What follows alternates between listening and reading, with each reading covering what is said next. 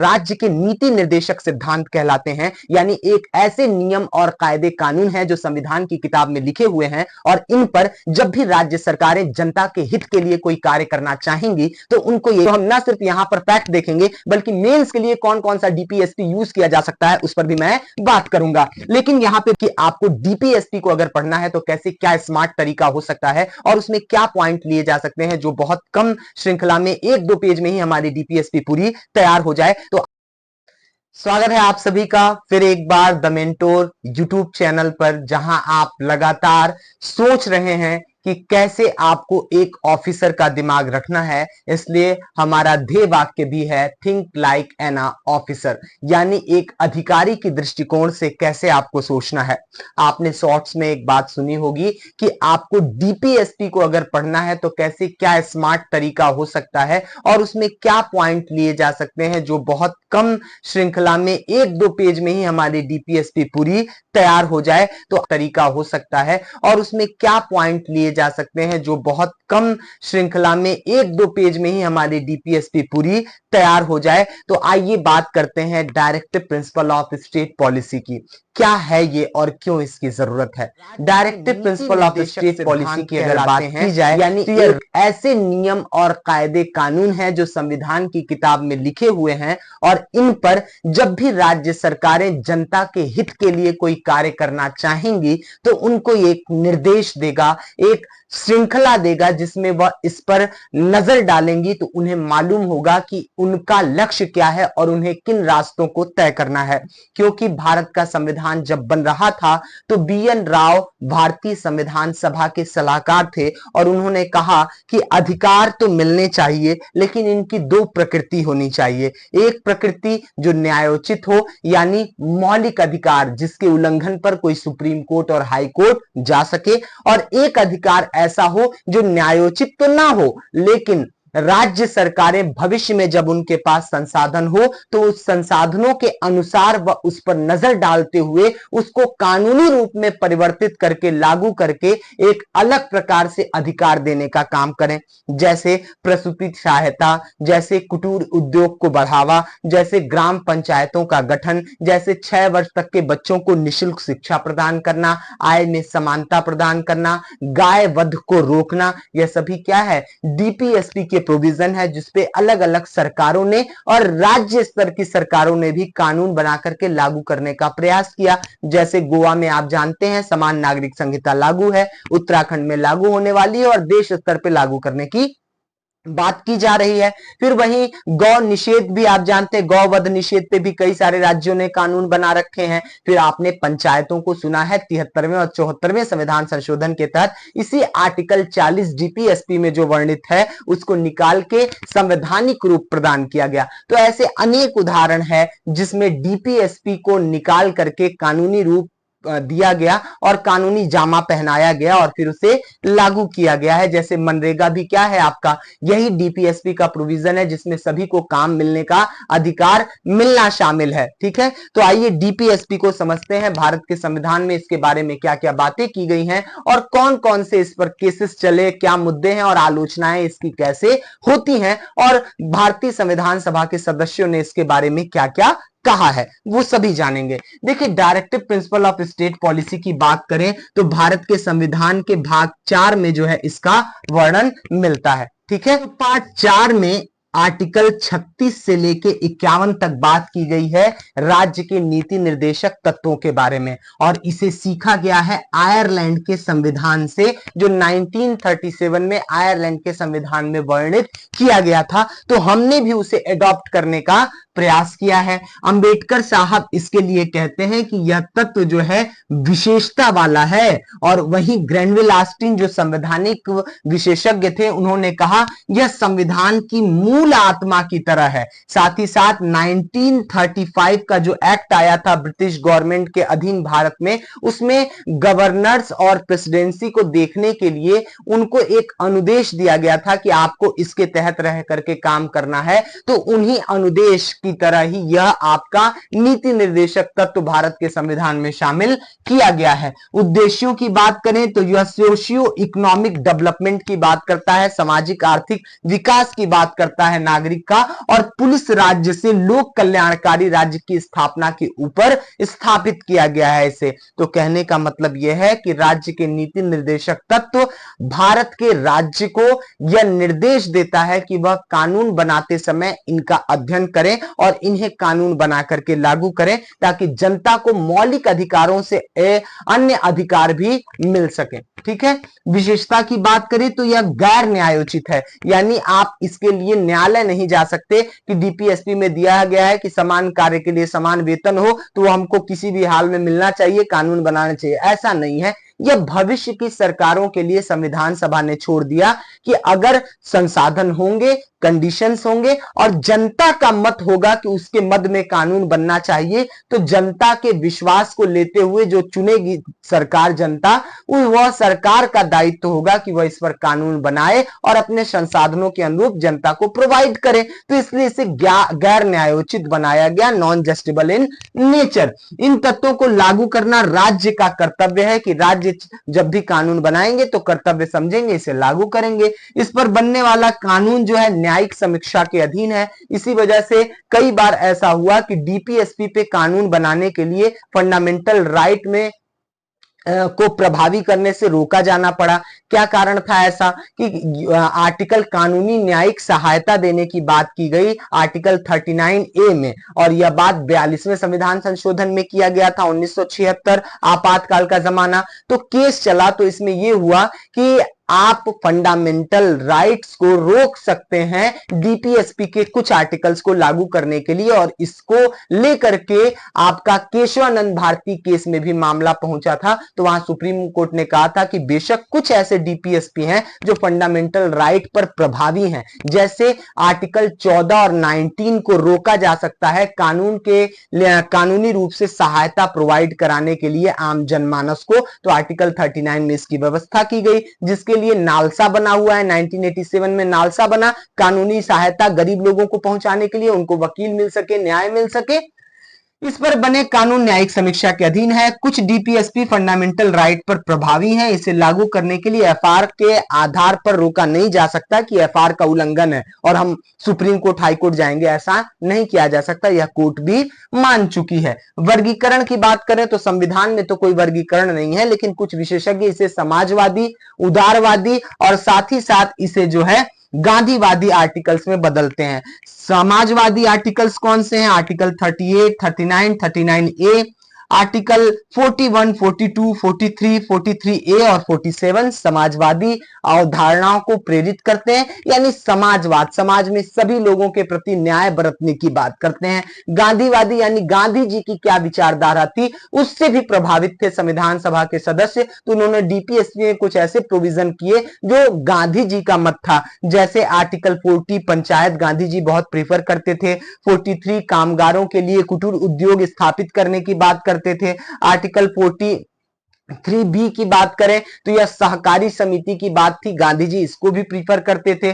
46 हुआ, 47, 48 गाय की बात, पर्यावरण संरक्षण की बात, ये सब महात्मा गांधी करते थे। तो ये कहा जाता है कि गांधीवादी विचारधारा का प्रभाव है डीपीएसपी पे। उदारता, लिबर्टाइजेशन का भी प्रभाव था आपका, उदारीकरण का, जिसमें 44, 45, 48, 48A, 49, 50 और 51, जिसमें अंतरराष्ट्रीय शांति और समृद्धि की भी भारत बात करता है। तो हम न सिर्फ यहां पर फैक्ट देखेंगे बल्कि मेंस के लिए कौन कौन सा डीपीएसपी यूज किया जा सकता है उस पर भी मैं इस बात करूंगा। कौन कौन से ऐसे आर्टिकल्स हैं जिनको संशोधन के माध्यम से जोड़ा गया, और यह भी आपसे पूछ सकता है कि कौन कौन सा ऐसा आर्टिकल है जिनमें डीपीएसपी के अभी तक संशोधन नहीं हुआ है। तो सबसे पहले जानते हैं कि संशोधन कब कब हुआ।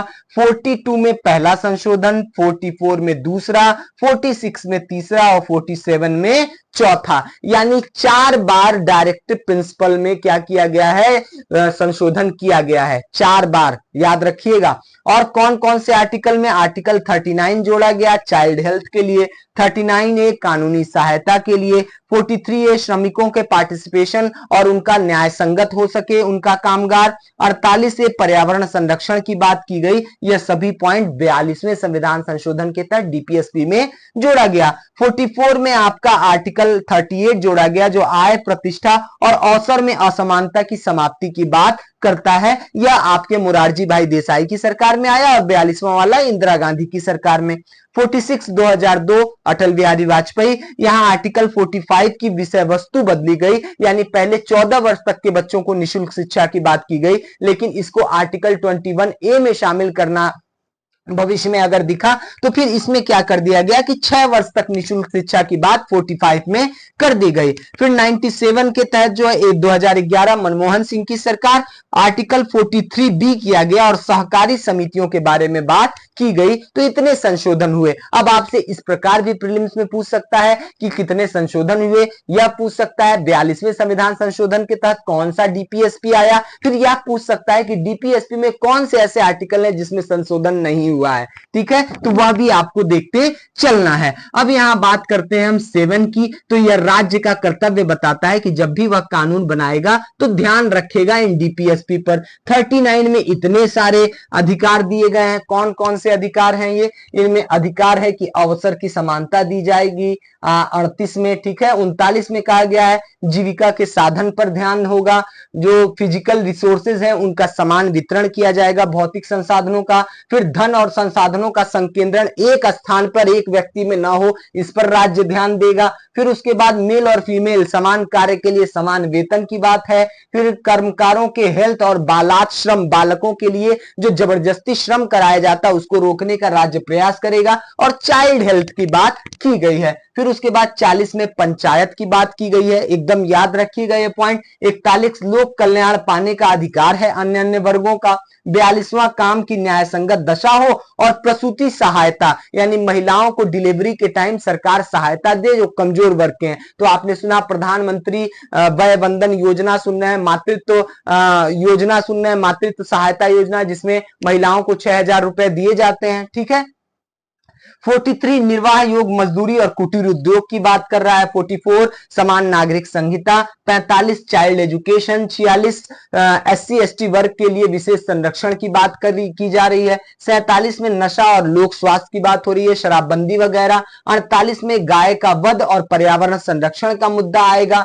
49 में राष्ट्रीय महत्व के जितने स्मारक हैं राज्य उसको संरक्षित करने का प्रयास करेगा। तो आप देखते हैं राज्य स्तर पे उनका क्या किया जाता है, मरम्मत किया जाता है, उनको जितनी भी टूट फूटन होती है उसकी मरम्मत करके वापस से पेंटिंग की जाती है, फिर उसका संरक्षण होता है। फिर इसके लिए कई सारे कानून बने हैं, राष्ट्रीय महत्व के संस्थान से संबंधित एक्ट बना हुआ है जिसके तहत डिक्लेयर किया जाता है। फिर उसके बाद आपका आर्टिकल 49 में देखेंगे आप तो राष्ट्रीय महत्व के संस्थान मिलेंगे। फिर 50 में आपका मिलेगा राज्य लोक सेवाओं में न्यायपालिका वर्सेस कार्यपालिका, यानी राज्य लोक सेवा में राज्य प्रयास करेगा कि न्यायपालिका को कार्यपालिका से पृथक किया जाए, यानी IAS IPS अलग होंगे और एक इंडियन जस्टिस सर्विस जो होगी वो अलग होगी। ठीक है, जुडिशियल सर्विसेज। फिर आर्टिकल 51 में बात की गई है अंतरराष्ट्रीय शांति सुरक्षा और न्यायपूर्ण सम्मानपूर्ण संबंध बनाने का प्रयास करेगा राज्य। अंतरराष्ट्रीय विधि संबंध और विधियों का संधियों का सम्मान होगा, और अंतरराष्ट्रीय विवाद जो भी होंगे तो राज्य भारत प्रोत्साहित करेगा कि मध्यस्थता शांति बातचीत से सुलझाया जा सके। अब ये जो पॉइंट है, यह मुद्दे हैं, इनको लेके विवाद भी हुआ, आलोचनाएं भी हुई कि यह जो है अधिकार संपन्न नहीं है, न्यायोचित नहीं है, और इसको लेकर के बहुत ज्यादा विवाद हुए, संविधान सभा में काफी चर्चाएं हुई। तो BR अंबेडकर साहब ने कहा कि यह जनता के ऊपर है कि जनता किस प्रकार से अपने सरकार से इन्हें लागू करवाती है या नहीं लागू करवाती है। अगर कोई राज्य सरकार नहीं भी लागू करती है तो उसे जनता के सामने 5 साल में जवाबदेह होना पड़ेगा। इसलिए इसको हम न्यायोचित नहीं बना रहे हैं, क्योंकि अभी हमारे पास संसाधन इतने नहीं है और ना ही जनता इतना समझदार है, और ना ही जनता जो एकहरी जनता है, क्योंकि विविधता है भारत में बहुत ज्यादा, तो हम इसको तुरंत लागू नहीं कर सकते। भविष्य की सरकारों पर छोड़ा गया, तो रिसोर्सेज, विविधता और अन्य कारणों से इसे गैर न्यायोचित बनाया गया। फिर उसके बाद इस पर कई सारे केसेस चले, चंपकई दोलाई राजम केस हुआ, गोलकनाथ केस हुआ, फिर 24वां 25वां संविधान संशोधन किया गया, क्योंकि जब चंपकम दुलाई राजम केस हुआ, गोलकनाथ केस हुआ, तो इसमें मामला ये आया कि एक तरफ कहा गया कि आप संशोधन कर सकते हैं फंडामेंटल फंडामेंटल राइट में, दूसरी तरफ कहा गया कि फंडामेंटल राइट में संशोधन नहीं कर सकते हैं गोलकनाथ केस में, और डीपीएसपी को लागू करने के लिए एफआर को कमजोर नहीं बना सकते हैं। फिर केशवानंद केस आया, लेकिन उससे पहले 24वां 25वां संशोधन कर दिया गया और कहा गया कि संविधान में जो चाहे संसद संशोधन कर सकती है और हम सबको जो है कानूनी सहायता देना चाह रहे हैं, तो ये आर्टिकल 14 के तहत जो है उल्लंघन ना माना जाए, जो कानून के समक्ष सभी को समान बनाता है। तो इस पर विवाद हुआ। फिर केशवानंद केस ने कहा कि बेशक कुछ एफआर जो हैं वह प्रभावी नहीं होंगे डीपीएसपी पर, बल्कि डीपीएसपी प्रभावी होगा उन पर। तो ये मुद्दे रहे। कई सारी आलोचनाओं के बावजूद यह डीपीएसपी अभी भी बेहतर तरीके से काम कर रहा है और इस पर कई सारी योजनाएं और कानून बनाए गए हैं। लेकिन मुद्दा मेंस में कैसे यूज होगा, आप बताइए। जब भी रशिया यूक्रेन का वॉर होगा, भारत का मत पूछेगा तो आप नहीं बताएंगे। न सिर्फ भारत का मत जो है मध्यस्थता करने का है, बल्कि भारत का संविधान भी कहता है आर्टिकल 51 में कि अंतरराष्ट्रीय समृद्धि के लिए देश क्या करेगा, काम करेगा। भारत एकमात्र देश है जिसके डीपीएसपी और संविधान में यह बात शामिल है कि अंतरराष्ट्रीय समृद्धि की हम बात करते हैं। फिर उसके बाद जब भी पर्यावरण से रिलेटेड मुद्दा आएगा तो आप पर्यावरण संरक्षण वाला पॉइंट डालेंगे कि नहीं डालेंगे, कि आर्टिकल 48A में यह पॉइंट डाला गया है। फिर उसके बाद अगर हम बात करें कि आय, प्रतिष्ठा, अवसर की असमानता की समाप्ति की बात आर्टिकल 38 में की गई है। तो जब भी आर्थिक असमानता से रिलेटेड जीएस पेपर 3 में क्वेश्चन आएंगे तो आपको यह अनुच्छेद डाल करके उस प्रश्न को और खूबसूरत, प्रासंगिक और एग्जामिनर के अट्रैक्शन वाला बनाना पड़ेगा आपको। फिर उसके बाद अगर आप देखें तो अगर इसमें आपको कंक्लूजन देना हो, डीपीएसपी पे ही डायरेक्ट प्रश्न आ जाए कि क्या कारण है कि डीपीएसपी को गैर न्यायोचित बनाया गया, क्या इसे न्यायोचित बनाया जा सकता है या जाना चाहिए, तब आप क्या करेंगे, बी.आर. अंबेडकर की बात कहेंगे कि जनता के ऊपर छोड़ा गया, रिसोर्स नहीं थे, और फिर यह कहा गया कि प्रत्येक 5 साल पे जनता इनका जवाब देगी जो सरकार इसे लागू नहीं करेगी। तो इस तरह से आपने कंक्लूजन भी लिख लिया। तो इस प्रकार से अगर आप तैयार करेंगे, एक ही जगह आप डीपीएसपी लिखें और उसके आर्टिकल्स के पॉइंट्स चारों तरफ घुमा लें, जैसे 45 में एजुकेशन की बात, 40 में जो है आपका पंचायत की बात, 44 में ट्रिपल सी की बात, कॉमन सिविल कोड की बात हो गई, 48 में पर्यावरण संरक्षण की बात हो रही है, आपका 39A में सभी के लिए कानूनी सहायता की बात हो रही है, और 47 में लोक स्वास्थ्य और नशा की बात हो रही है, 43 में कुटीर उद्योग की बात हो रही है, यहाँ 46 में SC ST की बात हो रही है। तो कुछ मेन ऐसे डीपीएसपी हैं जो कि प्रीलिम्स के फेवरेट हैं, यूपीएससी और यूपी पीसीएस के फेवरेट हैं, बिहार पीसीएस के फेवरेट हैं, तो उन पर आपको जरूर फोकस करना चाहिए। जैसे 44, 43, फिर उसके बाद 40, 39, 39A, फिर उसके बाद आपका 48, फिर 46 और 45 और 51 तथा 50, आर्टिकल 50 और 49। ये बहुत इंपॉर्टेंट है, जो अक्सर एग्जामिनेशन में आपके पूछते हैं। तो ये थी हमारी राज्य के नीति निर्देशक सिद्धांत से संबंधित जो भी पॉइंट बन सकते थे, उसमें हमने आपको फैक्ट भी दिया, मेंस भी बताए।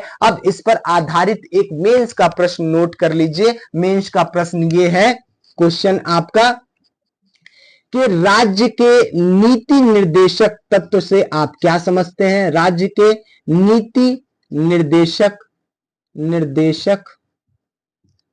तत्व से आप क्या समझते हैं, क्या समझते हैं, क्या कारण था कि इसे संविधान सभा ने गैर न्यायोचित बनाया,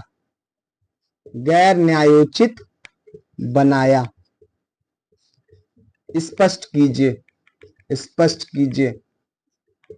150 शब्दों में कमेंट बॉक्स में लिख करके आप मुझे भेज सकते हैं, या पर्सनली टेलीग्राम चैनल पे आप मुझे भेज सकते हैं। आप सर्च कर लीजिएगा रहबर नवाज सर,